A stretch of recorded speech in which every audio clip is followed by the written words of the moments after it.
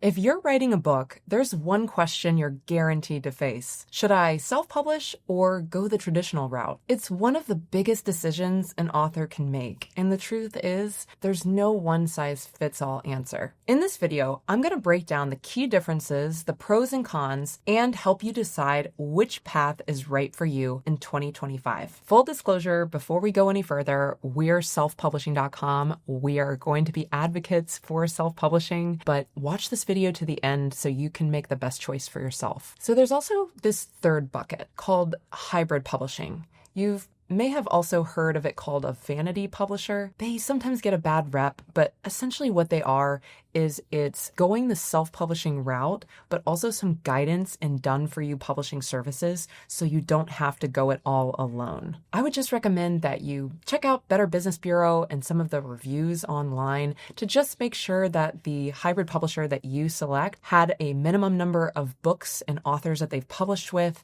and have credibility in the marketplace. I'm Allie, Amazon bestselling author of Word Awakening, Stop Writer's Block, and Start Creating Impact Now, and an author success coach at selfpublishing.com. Let's get started. 1. What is the difference? Let's start with the basics. Self-publishing means you're in charge of the entire process. You choose the title, the cover, the formatting, the marketing. You control the whole experience. Traditional publishing means you're going through a gatekeeper. You'll need to land a literary agent, pitch your manuscript, and hope a publisher signs you. From there, the publisher takes control. Self-publishing equals creative freedom, personal investment, and speed to market. Traditional publishing, on the other hand, means that you have professional support, industry clout, and a long road ahead. The second part I want to talk to you about is the writing and editing. The writing part is pretty much the same in both cases, but the editing, that's where things diverge. If you're self-publishing, you get to hire your own editor. This is often out of pocket. You get to choose a developmental editor, a line editor, and/or a proofreader, and you make the final call on every change. In traditional publishing, once you get accepted,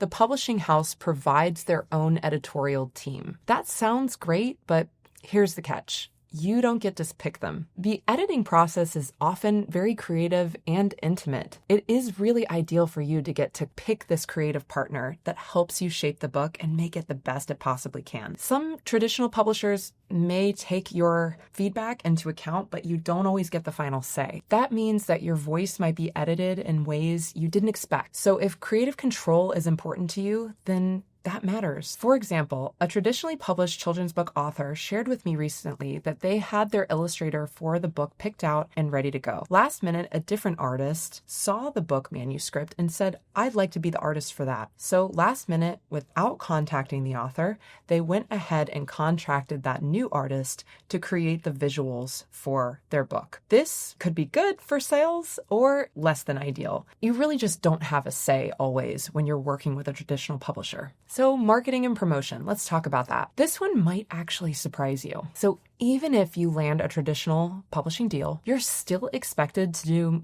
the majority of your own marketing. Publishers may help you with cover design and a distribution plan, but unless you're a celebrity or a previously best-selling author, you'll still need to build your email list, run your social media. You're gonna be the face that best sells your own book. So they're gonna expect you to be in front of a lot of public spaces pitching the book. You're also expected to pitch to podcasts and media outlets, host launch events. With self-publishing, you already know that job is yours, and so you plan accordingly. And you get to pick your promotional partners that are going to best fit with your audience. You can run Amazon ads, build your author website, and even hire a publicist to support you with some of the outreach. But bottom line, marketing is your responsibility either way. But self-publishing gives you more control and faster decision-making. Let's talk about royalties and revenue.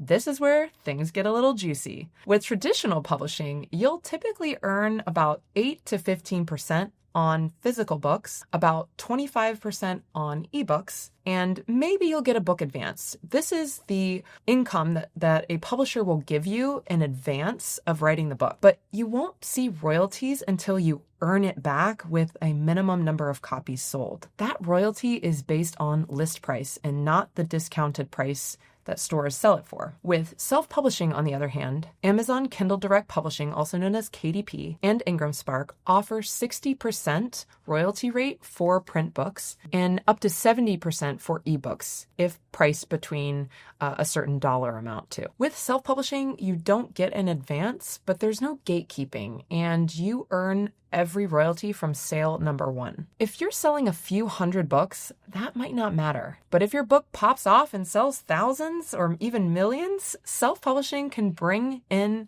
more income over time. Let's talk about timing.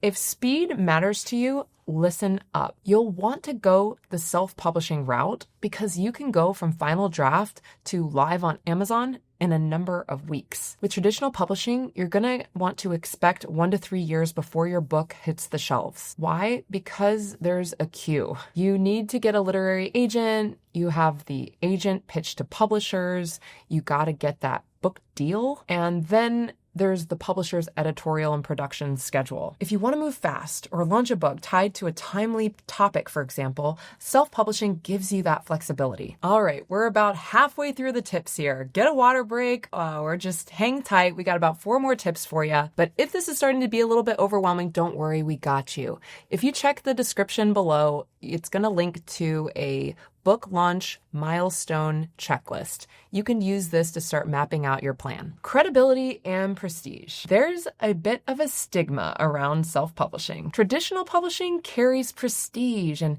getting accepted by a publisher still signals industry approval. Readers don't care who published your book. They care about quality and the benefits that your book is going to provide them. And with tools like Amazon KDP, Goodreads, and Book Talk, readers find books based on reviews, recommendations, and relevance, not publisher logos. Self-publishing won't hurt your credibility as long as your book is good. The pros of traditional publishing. Let's zoom in. There's no upfront costs. The publisher pays for editing, design, printing, and distribution. You get access to retail stores. Your book might be stocked in Barnes & Noble, Target, or airport bookstores. The industry connections. Publishers have relationships that can lead to more reviews and media coverage. The validation. For some authors, that stamp of approval with their publisher means a lot. But remember, none of this is guaranteed. It depends on your publisher, your deal, and your audience. Now let's talk about the pros of self-publishing. First off, you get full creative control. You get to decide everything from the title to the font to the final edit. There's a faster turnaround time. You can publish on your own timeline. Higher royalties. You can keep up to 70% of your book's revenue. There are no gatekeepers. You don't need anyone's permission to launch. And you get more books more often. Many successful indie authors publish multiple books per year, building momentum and revenue. If you're entrepreneurial and willing to learn the process, self-publishing can be incredibly rewarding. So, which one's right for you?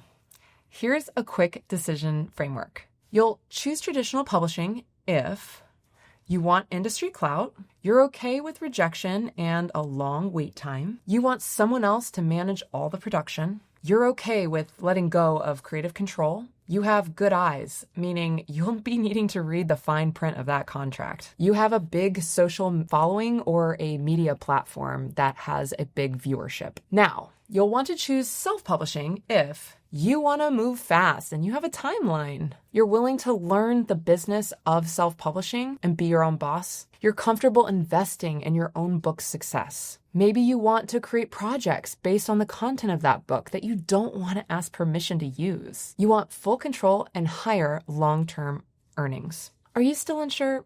You don't have to choose just one. Here's the thing. If you self-publish, you can always build your audience and then republish with a traditional publisher. My business coach actually did that. She self-published her book, and then after a few years, she built up her following and her email list, and then she had the same publisher that published a very famous author asked to republish her book, and she was able to add some content that made it more timely and more relevant for the current audience. So you can totally do that same thing. The most important thing is to publish a book you're proud of on your own terms. If you found this helpful, hit like and subscribe for more content like this. If you're leaning towards self-publishing and want a team to support you every step of the way, from the concept to writing to marketing, check out the link in the description below for selfpublishing.com. And hey, drop your book idea in the comments below. I'm Allie. I'm an author success coach with selfpublishing.com and an author. Let's make your publishing dream real.